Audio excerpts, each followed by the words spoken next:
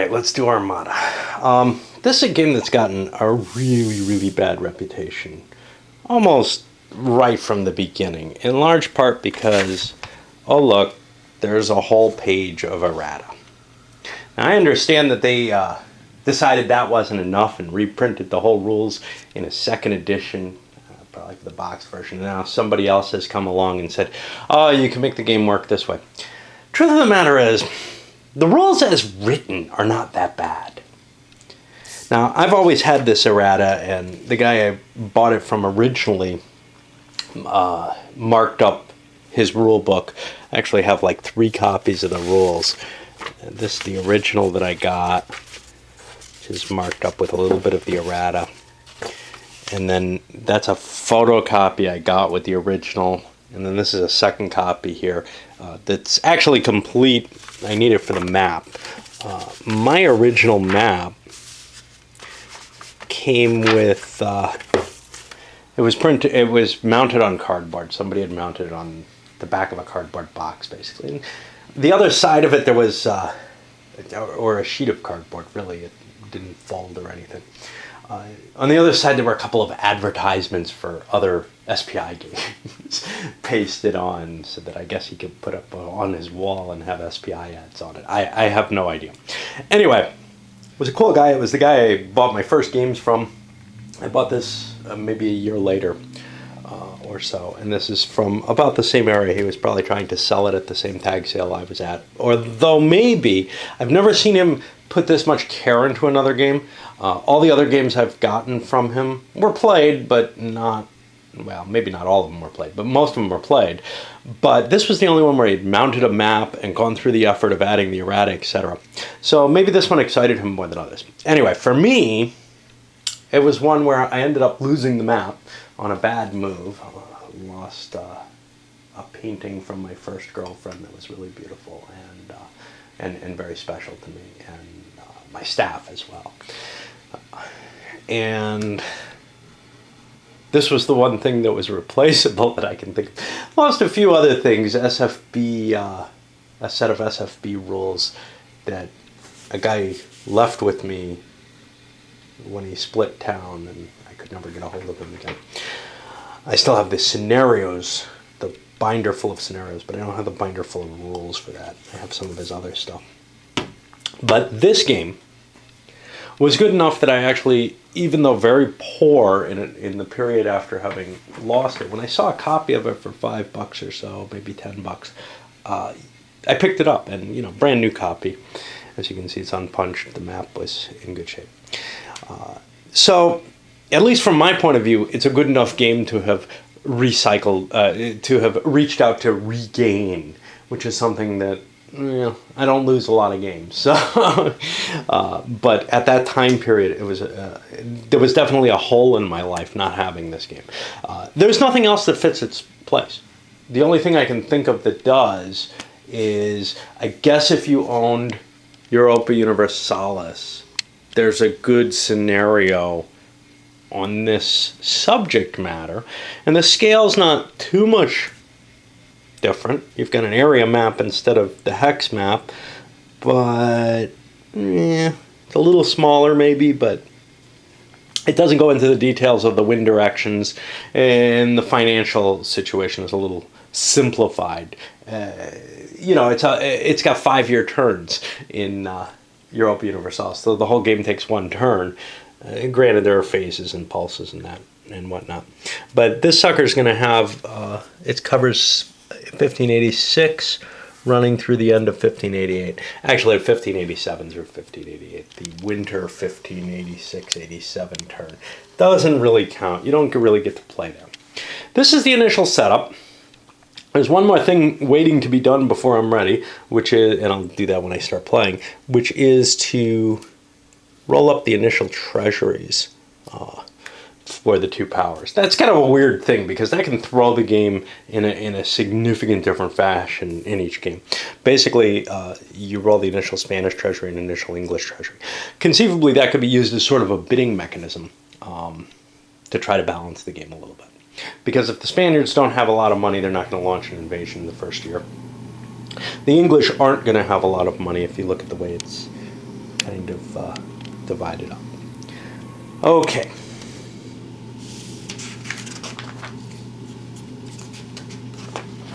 Let's take a look. The board is your kind of standard hex map, devoid of terrain features. You've got some political coloration changes here, but for the most part, this is going to be a very simplified game from the land perspective, and it's not really terribly complicated from the naval perspective either. You're only talking about, what, 12 pages of rules total? 12 pages of rules total, plus a couple of charts and tables, which are duplicated, so you're actually only talking about 2 pages of charts and tables. Whoa. 2 pages of charts and tables, which are fairly simplified. And there's not a lot of really complex concepts in here.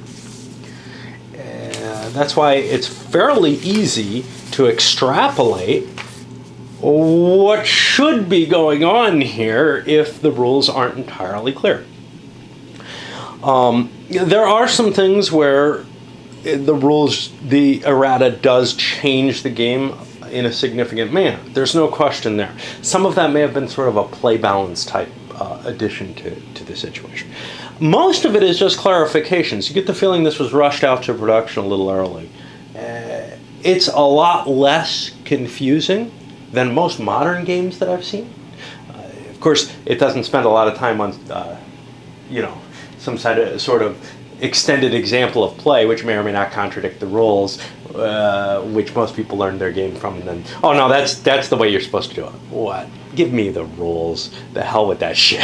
And here they gave me the rules, and it's actually pretty solid. Okay, so let's look at what our sequence of play is, which is pretty simple.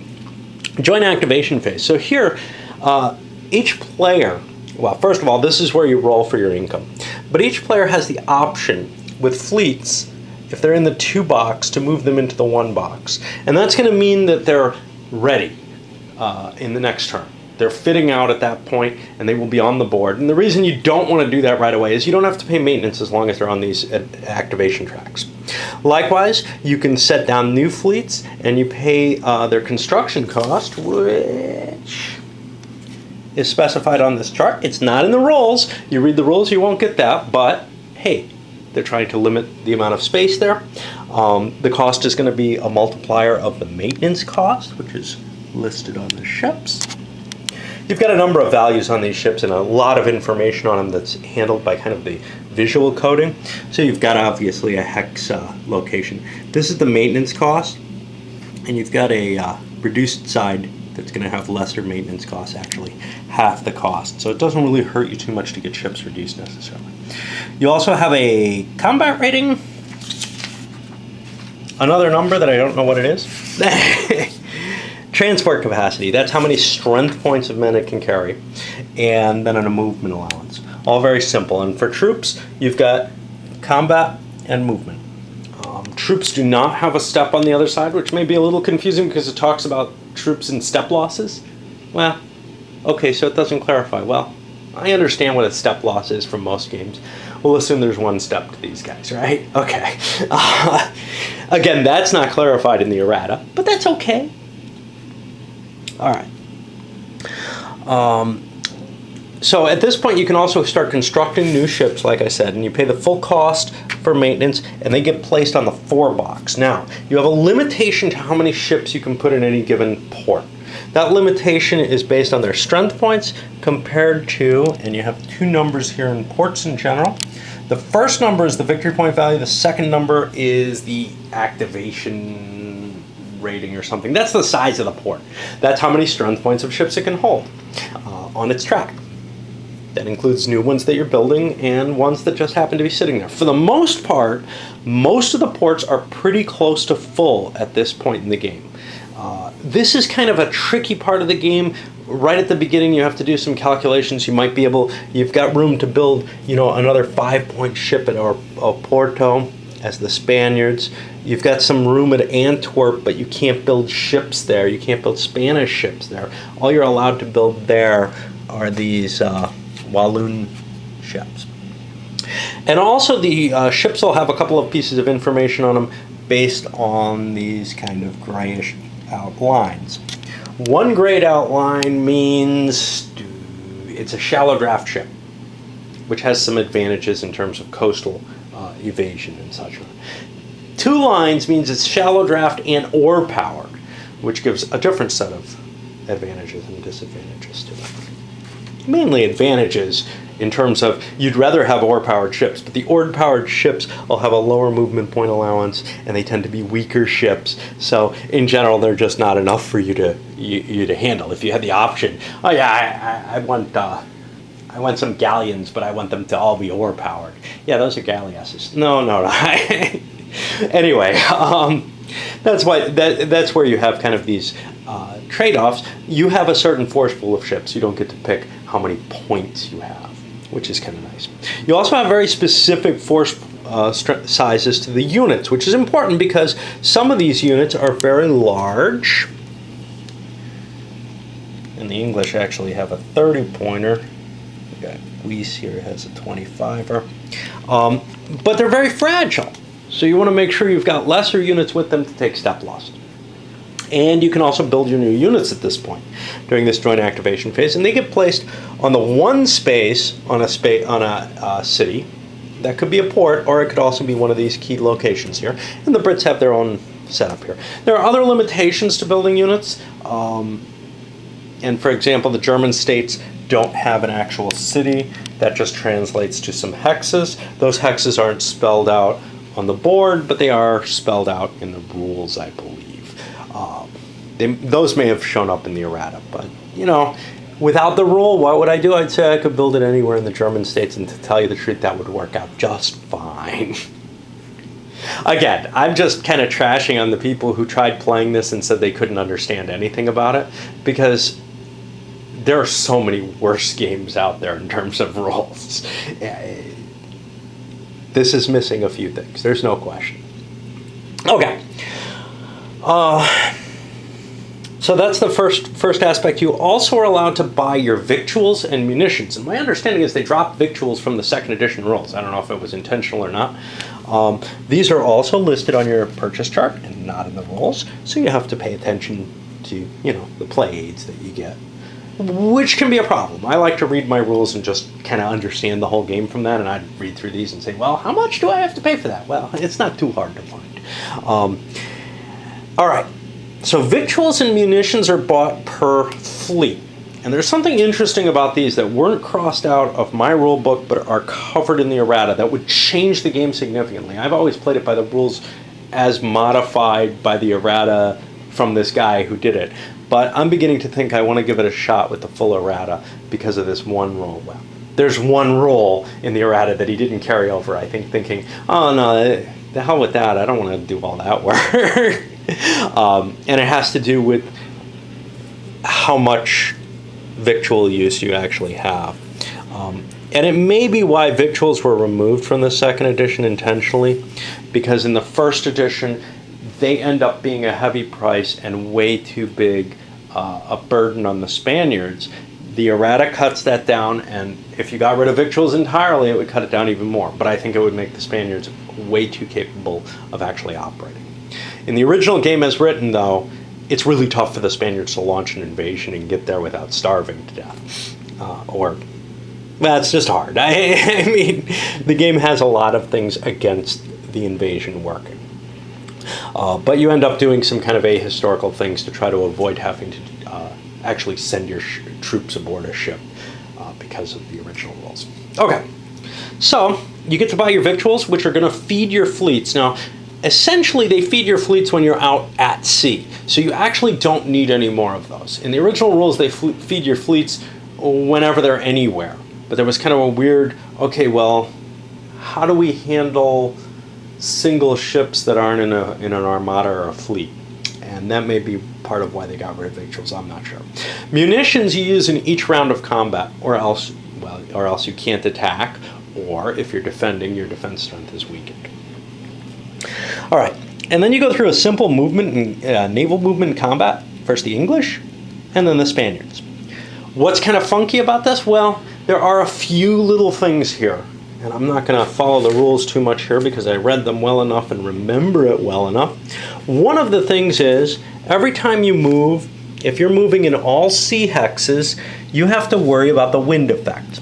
And the wind effects is going to do two things. You're going to roll 2 dice against the table based on whether you're going with the wind or against the wind in general. If you switch direction, you have to make a roll with the wind and then another one against the wind, which may mean that you end up stopping at kind of the sea border areas because they're advantageous to you not to have to roll twice in one turn. All depends on how far you want to go, but you might have to roll twice. Based on the month and the year, you roll 2 dice, and the first number is going to be how many movement points you lose in trying to make that move. As you can see, that can be quite significant, and that can cut some of the advantages away of being in a sailing ship. Maybe not all of them. If you're sailing in good weather, chances are you're not going to lose too many movement points by cutting across the sea, and the distance is obviously shorter. If I'm going from Corunna up to Ireland, this is much quicker than skirting along the coast. Skirting along the coast, I don't have to roll this, so I don't take any losses to my movement points. And then the second part is a number of steps that you end up losing. And if you are rolling again, if you're rolling and getting those, or have any good chance of getting those, bad things are happening to you. You do not want to lose your naval steps. For one thing, building new steps and repairing old ones. You can repair old ships that are damaged, flipped over, at half the cost that it would be to build the ship. Building or repairing ships can only be done in port. You have to fit in the port. But the other thing is, it costs you money. If you lose land units, it's not that big a deal, with some exceptions. So, for example, losing French or the rebellion, the English or the British Isle rebellion units, which include Irish and Scots, those aren't going to ever come back. You lose them permanently. But most of your units in the game you can rebuild by just putting them over on your little location, and they'll be available for you next turn. And that doesn't cost you a damn thing, except for a turn without that unit, which is kind of cool. In fact, it costs you to have units on the board. Okay. There's one other thing. If your enemy is within 2 hexes of you while you're moving, they get a chance to essentially declare they want to intercept. They roll a die. I think it's a pretty good chance, like anything above a 2. And if they succeed, you stop moving, they have to move into a space next to you, and then they attack you. And then you don't get to move any further that turn. You take that attack, and that attack could go for several rounds. Then the Spaniards get the same. So first the British go with movement and combat, and if you move next to an enemy, you can start shooting them up. And then the Spanish get a movement and combat. Okay. Then we go to the Lantern phase, where the English get to move, and then they take attrition. Okay. Movement is pretty normal. You don't move into an enemy's hex. You move up to be adjacent to them. Attrition is something that only happens on one of the 2 winter turns here. And that's just a die roll. If you happen to move during the winter, you have a chance of losing your units. So you generally don't do a winter campaign. And then you come to the administrative phase, where you pay a maintenance cost for your units. Now for boats, that's listed right up here in the corner. That's what you pay. You just have to do a lot of adding. Yeah. For land units, I'm trying to remember what that cost is. I think it's like 1 per strength point, but I can't be certain. And you also have to pay victuals if your ships are, well, in this it's if not in a port hex. And in fact, ships that aren't organized in fleets or armadas, shallow draft ships and the like, had to pay straight out of ducats for their off your money track for their victualization. The way this looks, and I've never read this before, if you look at where it's deleting things, it's deleting cases 13.21 through 2.3. It's essentially getting rid of most of this and changing it to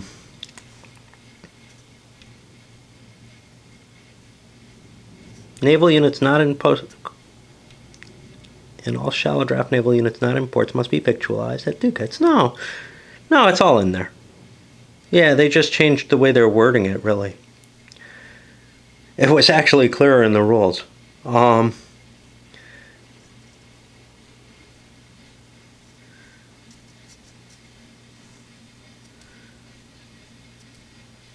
Yeah, I think it was clearer in the original rules, which may be why he didn't replace it. Okay, so yeah, you have to pay either victuals out of your Armada fleet. Now those victuals that you pay for are going to be paid for out of, based on the maintenance cost of the ships in the fleet, which means you can't combine fleets as easily as you would like. You end up losing the excess points if you do so or whatever. But ships that are on their own are victualized if they're in coastal hexes simply by paying cash right out of your treasury, and that can cause some problems. And it definitely, looking at the rules the way they were written in the errata, it looks like it's about the same, which means that the Spaniards are still going to have a really hard time mounting an expedition in the first year before they get their cash. All right.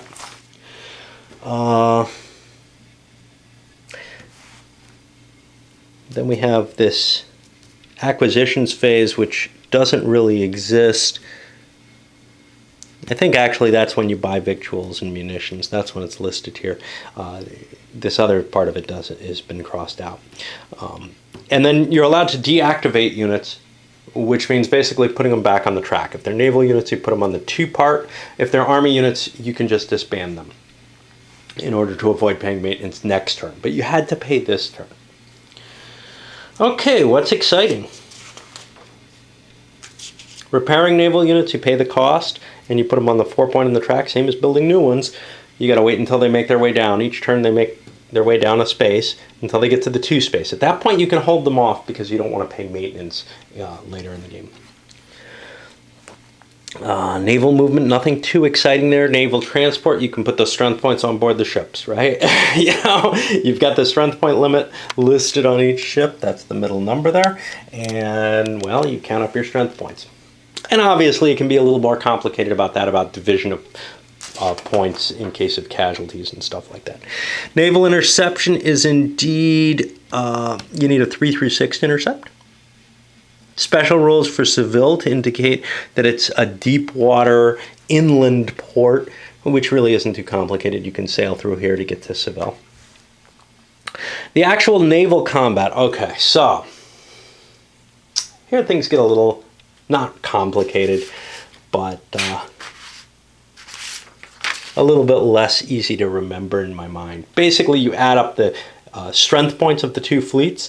The attacker, subtract the defender from it. You get a chart here, and I believe you roll just once and see how much damage you do.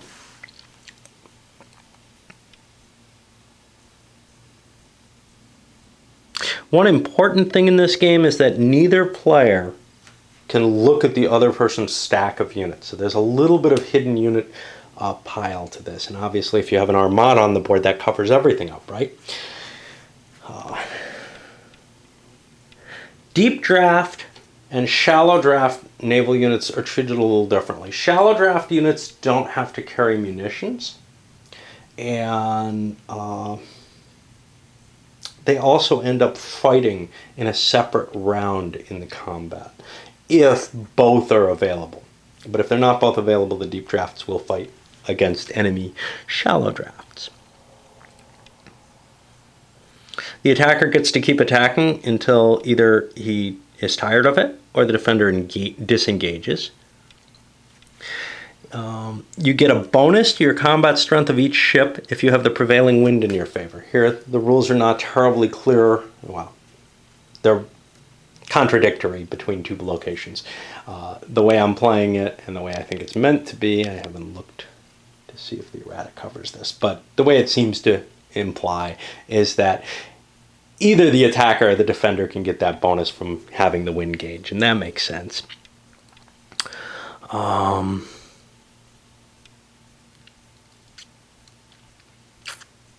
Deep draft naval units have to take losses first if they're involved in a combined combat. And remember, there's limitations on only the deep drafts are going to be fighting in that first part of it. You can't attack shallow draft that are in shallow sea hexes. Now, shallow sea is going to be these shallow coastal hexes, which I'm trying to see if they're non-shallow coastal hexes. These guys are shallow. I think these guys are non-shallow. Maybe not. Maybe these guys are the shallow. Yeah, these guys are your only shallows.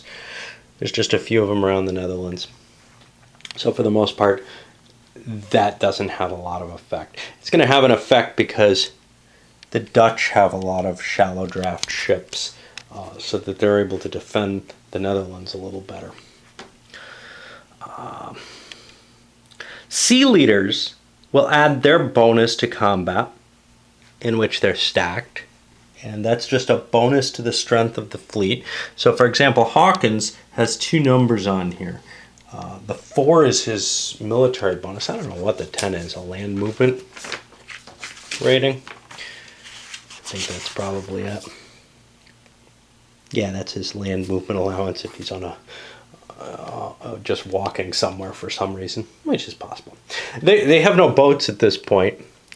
They're waiting. Their ships are all in port on the tracks, so they're waiting for those. Now, a pile of sea leaders don't get to add their strength to the stack unless there's a senior naval commander present. And for the English, I believe that's Hawkins. Or is it Howard? No, it's Howard here. He's got a little star on him to distinguish him that he's a senior naval leader. Otherwise, you only get 1 leader. And for the Spaniards, they have Santa Cruz, but he dies, I think, in turn 8. So they also have Medina Sidonia, who, well, if you wait long enough, you get a much worse overall leader. But, you know, that's only a difference of 3 strength points to your total fleet. So you probably can build more than that difference. The problem is the English can build at that point too. All right. Fleets disengage from combat if they like. Now, each round of combat, you're going to be expending munitions if you're deep draft ships. And they have different limitations to how to disengage. If you have shallow draft ships, they disengage on a 4 through 6, or if you have English ships. But Spanish deep draft have a harder time disengaging from combat. They stick around. They have to wait for a 5 or 6 to disengage. Ports are going to have an intrinsic defense strength. I don't know what that is. If you move into a port, you destroy anything on its activation tracks.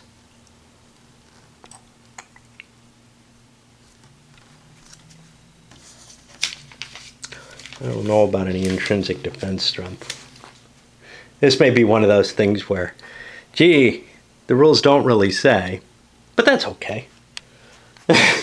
Because it's easy enough to just say, okay, well, whatever.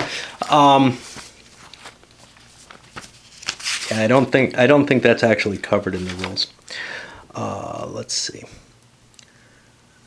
Ports have an intrinsic defense strength. You may occupy an enemy port by moving into it. Any enemy naval units in the slot are eliminated. No, ports have no intrinsic defense strength. Ah, yeah. Okay. I was going to say, this doesn't even make sense the way it's worded.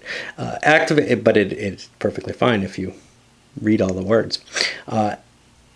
So activated naval units in a fortress port, and a fortress is going to be indicated by these little dashed lines around here, are going to have their strength doubled if you attack them to try to drive them out of it.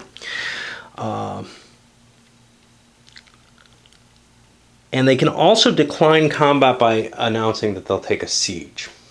The effect of a purely naval siege, you kind of have to extrapolate here. I don't think the rules cover that very well.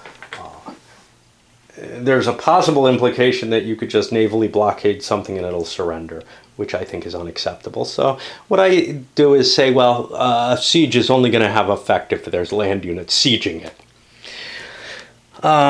Okay. You can move as many of your units as you like on land. You can't move out of a besieged location. There's some sort of terrain effects chart. I don't know why there's no terrain. Here we go.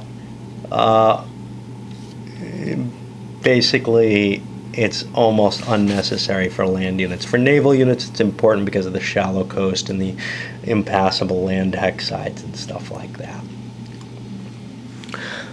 But yeah, this is a game that really didn't need a terrain effects chart, in my opinion. Special restrictions: Dutch units can't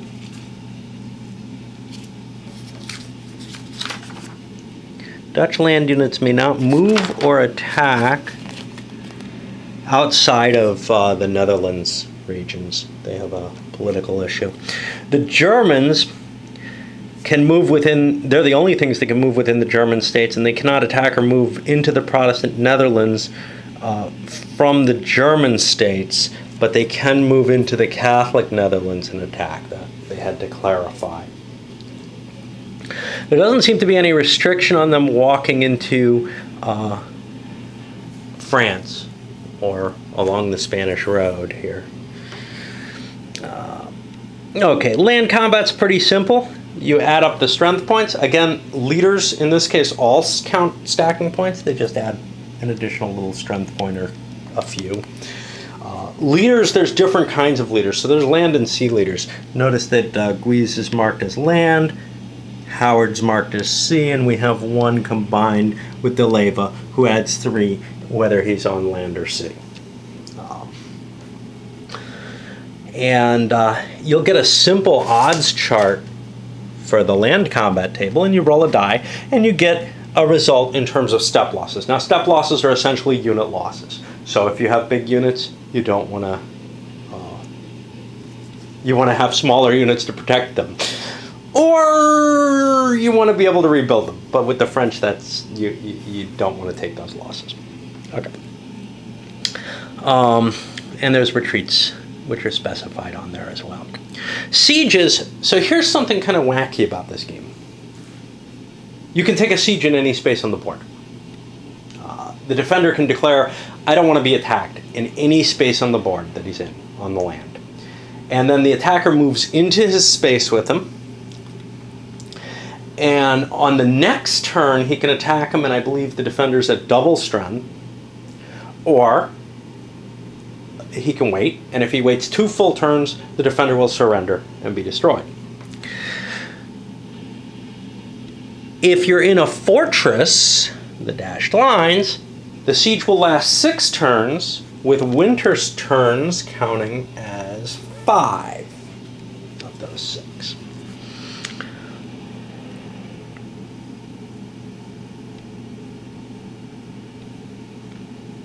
I would kind of like to say, and I think I'll just house rule this because I don't think it's in the rules, that if you're besieging someone in the winter, you'll suffer the attrition effects in that winter. I don't like the idea of giving you a free siege over the winter. That does not seem reasonable.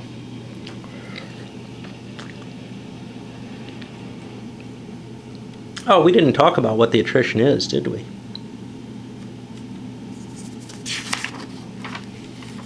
I don't know where it is. It's in here somewhere, but land movement.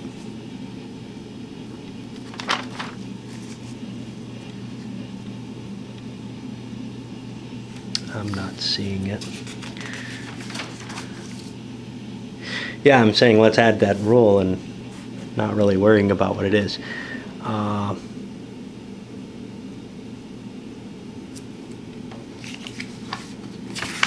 wonder if there's a rule missing.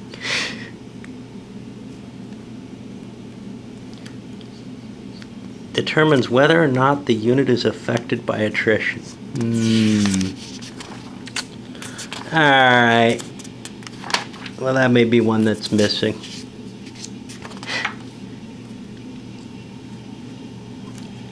Where are we?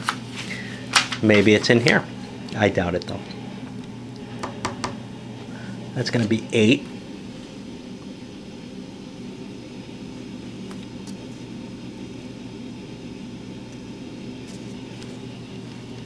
Yeah, I'm not seeing it. The French can't leave France. The Irish can't leave Ireland.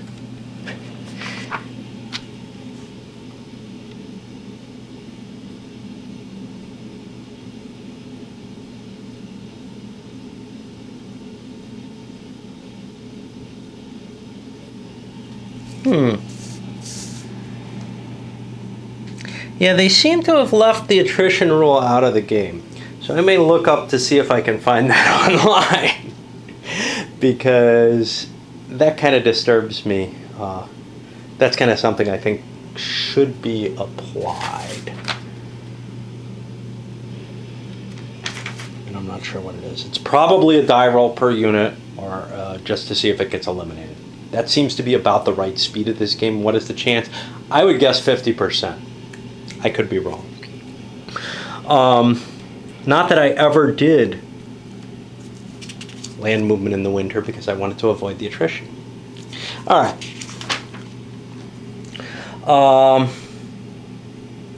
So where are we? We're on the sieges. So there are some specific rules about dealing with sieging.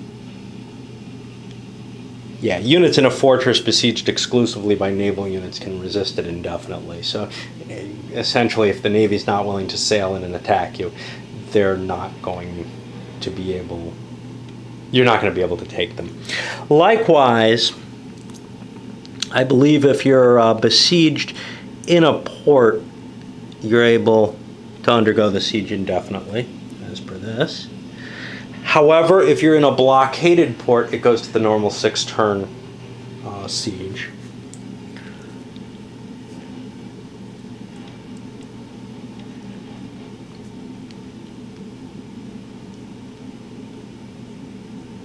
And I would say 2 turns if it's not a fortress, even though that's not specified here.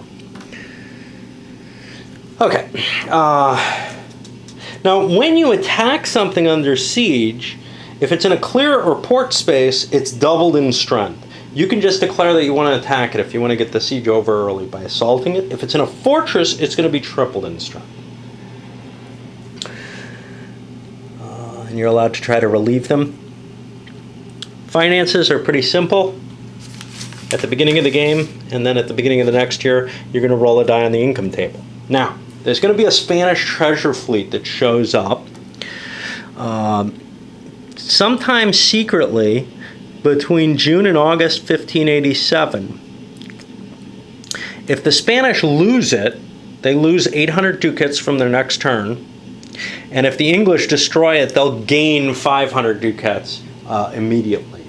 And there's another one the next year that the Spanish could also lose, even though it doesn't hurt them to lose it. If the Spaniards land 5 strength points of infantry in England, does it have to be Spanish infantry? No, any land units. The Pope will give them 200 ducats. And then you pay the maintenance costs, etc. If you fail to meet your maintenance costs, a lot of your units are going to deactivate. A third of your friendly units in your home country, you're going to lose 20 victory points, and this is going to happen each turn that you can't meet your requirements. So you really don't want to get stuck into this situation where you're going bankrupt. It will lose you the game. Fleets and armadas are mainly a means of storing ship units, but they're also important to keeping track of armada, the victuals and munitions that your fleet is going to need. If you don't have munitions in combat, it's a minus 30 for the defender. I'm sorry, no. It's halved, I believe. If the attacker's strength is less than minus 30 is 30 less than the defender's, the defender doesn't have to spend a munitions point for combat, yet they still get to use that bonus table.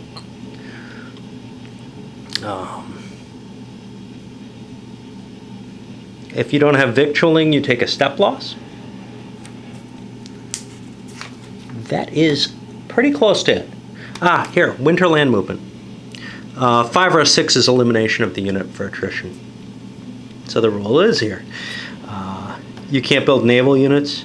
You have to pay 5 times the normal maintenance and victualling during the winter. So you kind of want to go to winter quarters. You want your ships on the tracks. You want your troops off the board. You may have to have some troops on the board. So for example, if you have Spanish regulars down in the Netherlands, because they can't be built any closer than I think here. This is the only hex that the Spaniards can be built in. But your Germans, your Walloons, you can deactivate them. You don't have to pay any maintenance costs on French or on Scots or Irish. When you land on Scotland or Ireland or England, well, if you land on Scotland or England, you roll on the Scottish and English revolt and intervention tables, and both sides can get, well, no, both sides can get troops in Scotland or Ireland, and Catholics will rise up in Northern England. So there's a clear advantage to landing in England, because you won't be creating enemy units. But on the other hand, you're going to get the advantage in the total number of units, I believe. Let's see what you get.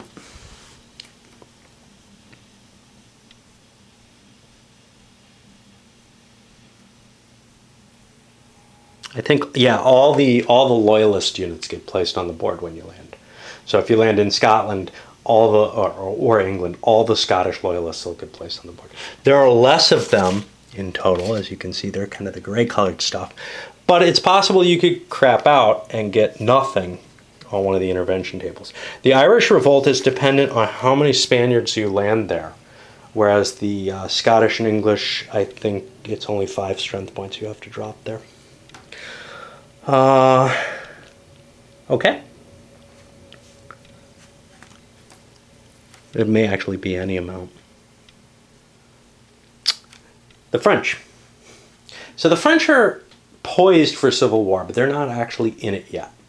And they've been in it, they stopped, they're ready for more. Whoever enters France causes the civil war to restart. Neither player has to do this. There is a penalty of 100 ducats for violating their neutrality for the person who does so, and 50 ducats for the other person in order to pay for their support for the other side. So it's kind of a neat hammer that the Spaniards have, because they usually have more money at the beginning of the game. The opportunities in France are not as high as they might seem. It's a hard place to win a lot of battles. We'll see how it works out as we go a little further into the victory conditions. But one nice thing is it gives you a route to move Spanish troops through the land without taking them by sea. That's not terribly efficient, though. You end up actually just tying down a Spanish army in France. I may actually not try to launch the French Civil War as the Spaniards for the first time ever in this game. I'm beginning to come up with new ideas for how to maybe play the Spaniards. We'll see. Okay, victory conditions. You're going to give victory conditions for each territory. So like London here, that's a 13 activation level. That's how many ships can be there. The 25 is how many victory points it's worth. If the enemy holds London at the end of the game, if they were the last person to walk through it, essentially, or if they're sitting in it, they get those victory points. Additionally,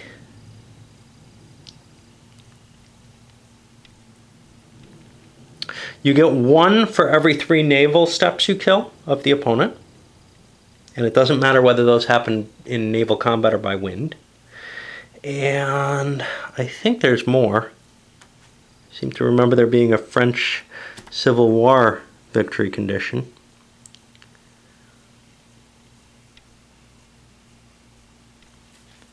Ah, yeah, here we go. At the end of the game, if the English player holds 6 fortresses in Spain, well, here's a problem. There's only 2 fortresses in Spain, or in France. So I'm assuming they mean cities. Oh, fortresses, cities, or ports. Okay. Any 6 of them, they win the Civil War. The Spanish have to occupy 7. And now there's 1, 2, 3, 4, 5, 6, 7, 8, 9. So there's 9 total. So the English have to hold 6 of the 9. The Spaniards have to hold 7 of the 9. And that's going to be worth 15 victory points if you get that. And then for the victory conditions, well, this is at a 0 through 15. You're at a draw. And moving away from that, although it's harder for the Spanish to win the more decisive victories, you get a more impressive victory. But you got to do something against the opponent. Stalemate situation is considered a draw in the game. Close to stalemate is considered a draw in the game. I'm missing a game turn marker for this one. Up there. I think it may be in another game. It may not. I'm not sure. I know I've got one kicking around somewhere that I thought was to Tannenberg, or maybe I have a counter that belongs with Tannenberg that I think is the game counter for this, or something. It's not in Tannenberg, I just played that. But I know I've got an extra counter that comes from one of these two games. It's that orangish color that belongs with this one and with Tannenberg. But I've got this yellowish orange. I've got no idea which one it is, so or where it is. So I'll just use some random counter for that. All right, up this goes.